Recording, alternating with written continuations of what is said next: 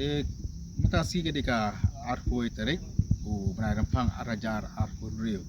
Kasih ke bakadu kabanginyo banyak acu belia MP badan berom jongi doktor kisengkan. Tentang atau nak kenika cakap ka badan ke dalam pekaya, nak tabangin pelong ya ka jengilang acu belia bakadu ya. Ini kenika cakap ka wah ai sobha ka ICR, bat milik ni ya ki volunteers, nak seng jong voice of the people party ni di River district. Kat ukat cia trilang jong ki bos nang bat kami ki volunteers lawan nak ki bat ki cakap ki betul mesti banyak trilang.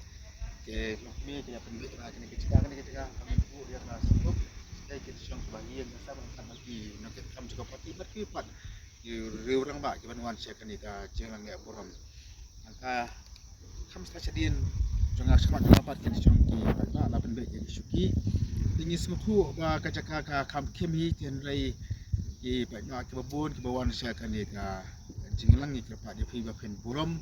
Ya ka jepun baik jong ke yin ke sam jong ke palang bat kujuru jong ke parti ba ngin yale gerberam tan akor hoj ni sutu mengikwa bangin i kamajan ya kan dia jengle boram tan rai nak lang jong ke parti ngila pen baik bangin I live telecast belum ka official channel jong ke sang BPP in boy ha ka YouTube jong ni pila ban pe ki sabat kemudian hang ne re se ki ba ka bani hajan pila ban on ye ki mobile jong fi membaca kena kecil lah kapor pas langka jenis yang bak kajang langka bakadu kini ka joka kajang pendek kalau mah nayeng kanon ka jaseng duai ka basi pang kapor kan arbaji bat kapor ka asisten pat ni sedang ya ka jela pai bak ne ka jaseng le buram ka bakadu kini ka madan ibawan syakni ka jingle buram ya MP jungi ki bawan ki sam nak keleng song ya kerpat bapin ya ada ka ukor ka buram.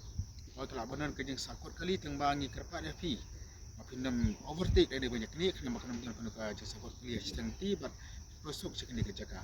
Kemanggil apa tanda mendin ka cakayan kali kalau hata isrok ba ke Malaysia apa umrai.